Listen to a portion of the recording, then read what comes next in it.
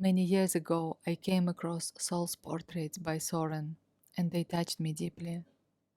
There was something about them. I felt that they were much more than just portraits, but I didn't know why they had such an impact on my soul. So I've been wanting to meet Soren and discover the magic behind his works. Also, you should know that Soren's background is taking portraits of legendary musicians and big celebrities. So Soul's project is different and very, very special. And he had been doing it for almost 13 years. These are my favorite portraits of the soul ever. Thank you. Seriously. Yeah, I mean, it was a good. I mean, that wasn't intentional, but the fact that they meditate with open eyes, so you could do a kind of portrait of them, but really they're not portraits. They are a photograph of their sort of the state they're in, but it looks like a portrait. So people look at them, but then you realize that they're actually not looking at you. They're looking sort of in instead. So I think it was lucky that it was Raja Yogis I was photographing, because that combination just worked really well. I think it's powerful, but I also love how simple it is. I mean, it's by far the most. I mean, from a photographic point of view, it's by far the most simple project I've done. It's white clothes on a white background in black and white, and it's only natural light, and so it's really as simple as photography can be. And I like that something which is so. I mean, really, it's just cut down to sort of the essential of a human being, and I like that can be so powerful. It's that it's not it's I think it's a very unpretentious project. It's a very pure project, I feel like. So first of all, can you please tell me in details your original inspiration for that? Well, it's a long time ago. It was back in probably 1997, so like 25 years ago, when I was introduced to meditation, but also to the soul. I mean, I hadn't really paid much attention to my soul or at that point. Well, at least not knowingly. I mean, there was a specific event that made me aware of sort of meditation. I saw a sign for a lecture in a library in Copenhagen, and about it was like learn how to meditate or something like that. And then I turned up at this library and sat down with some other people, and this small Indian woman, all dressed in white, came on the stage. And I was waiting for her to give me some good tips, like, so how do I do this? But she came to the front of the stage, and she didn't speak at all. She just stood there, and then she started looking at everyone in the crowd very slowly. So she was just starting from the last row, and then she was just going slowly, and it took probably many minutes. And then when she got to my spot, I suddenly couldn't feel my body. I just became like totally bodiless, and I felt like I just became like, I don't know, light or and that was something I had never experienced before. Wow. And yeah, it was an unreal experience. And I mean, she gave a speech afterwards, and I don't remember anything she said.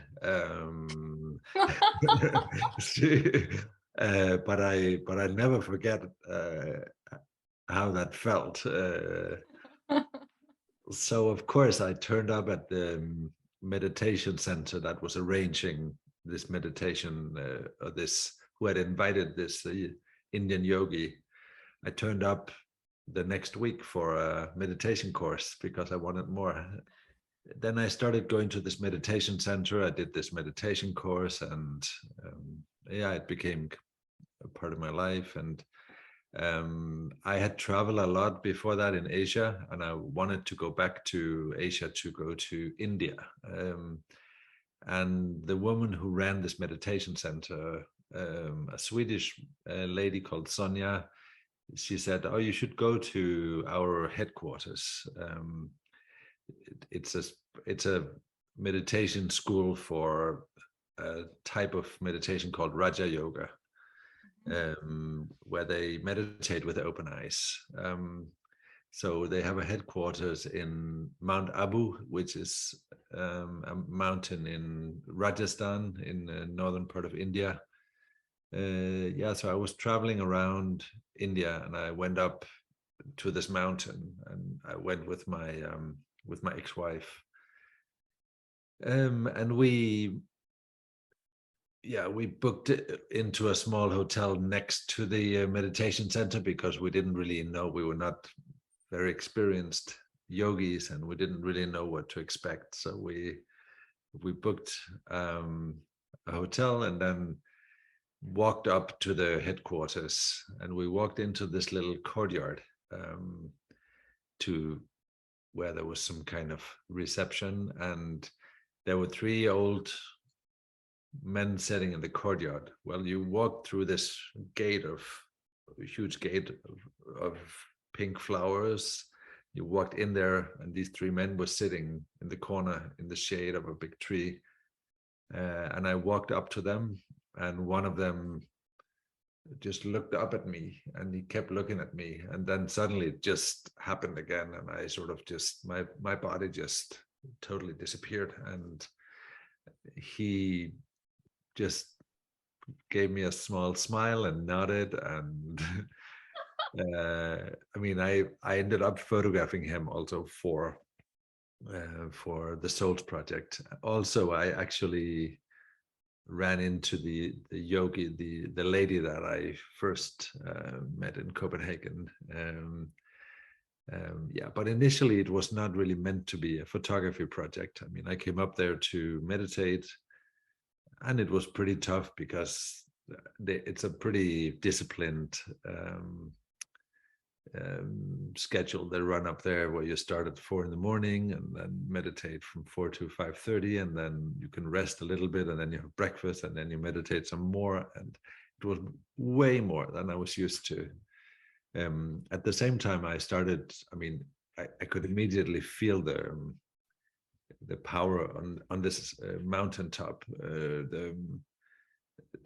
There was a very strong, powerful atmosphere up there, and I started thinking, I started wondering whether it was possible to capture this energy in a photograph. Yeah, and then that's how Soul started, really. Initially, I didn't really know what I was gonna do, so I did many different things. I did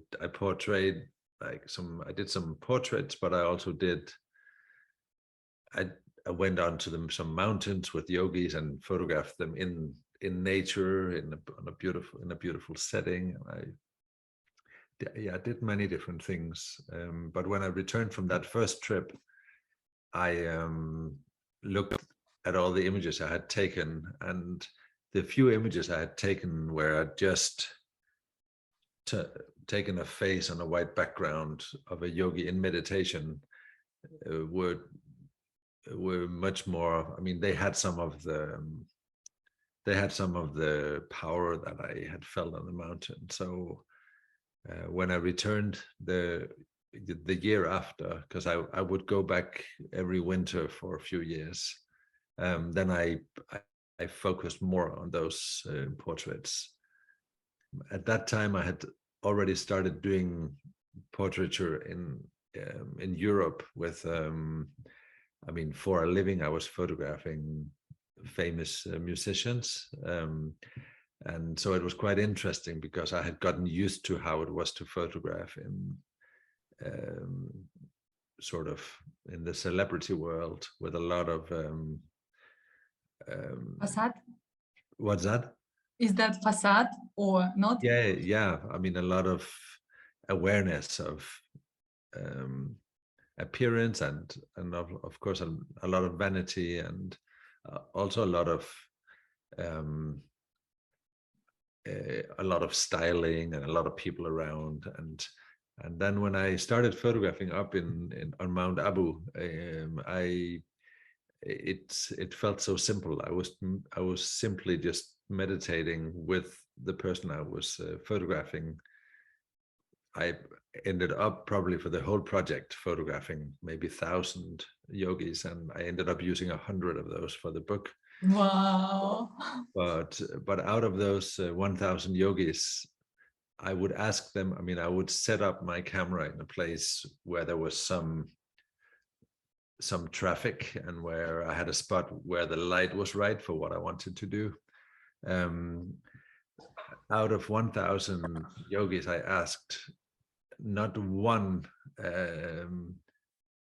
said that they had to like go look in the mirror first, or they were always just they were always just ready. They were like, no, there were a few that didn't want to do it because they didn't feel like that this was important, or that it might even be a bad thing to do or to worry about. But everyone who agreed, they were just ready to do it right there and then. And that was such a huge contrast. So we meditated for a short while, and then I would take 3 pictures, and then we were done. So from the first moment when you met that lady, right, to the portraits, that's the feeling, right? Yeah. And actually I was I mean, I could feel something in those portraits, but then of course I wasn't sure if it was just me remembering being on that mountain. But later on, when I started to exhibit these photographs in the early 2000s, I could see, like, I did some exhibitions where I printed up. The first one was 22 large portraits, and I put them in a circle in an exhibition space, and I could tell that people were responding very strongly to them. I mean, we had placed some seating arrangement in the middle, and some people would sit there for an hour inside there, just and basically receiving energy from these yogis. So that's definitely it somehow their power shines through, even in a photograph. You have been working on this project for a few years, right? Yeah, I mean, actually I ended up I think I might have started in 98 or something like that, and then actually my last trip was 2011, so the whole period was 13 years. The last trip I went up there, I was with I brought my 2 daughters as well, so it was a long it was from my youth until I was a father that I came up there. So The first lady you have met, and what's her name? Her name is Sister Sudesh. Does she know that she has impacted your life so much? I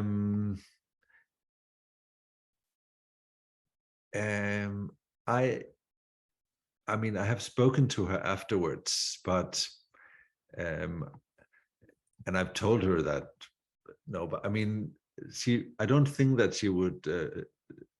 I don't think that she would care very much. She would.